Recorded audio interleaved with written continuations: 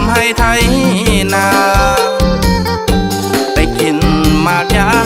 งดงกลางดงดำด้วนมวนนาใส่เบ็ดหรือแค่หาปลา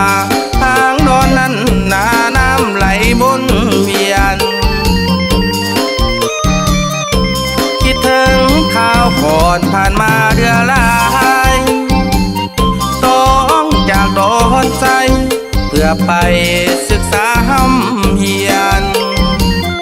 ถึงจะอยู่ไกล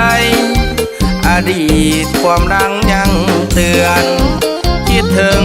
พ่อแม่หมู่เพื่อนที่กลับมาเยือนแน่นอนดอนใจผู้สาวบ้านก็ขอบอกคิดทอดงามงอนบ้านธาตุบ้านบักมีหัวดอนคิดถึงแน่นอนสาวบ้านตุ้มใหญ่ตุ้มน้อยบุ้งเบาสาวเจ้าบอกเคยลายใจคิดถึงตอนไปเก็บดอกไผ่เก็บผักใหม่แก้มกับก้อยปลา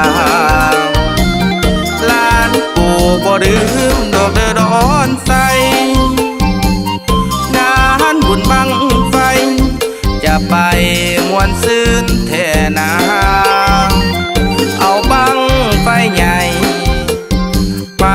เพื่อจูดบูชาขอวอนให้เจ้าปู่ตาปกปักรักษาลานปู่ดอนใจ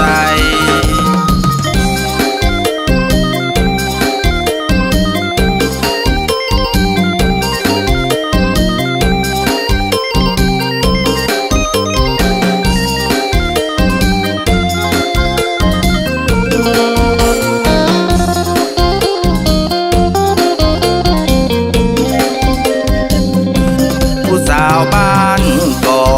ขอบอกคิดทอดงามงอน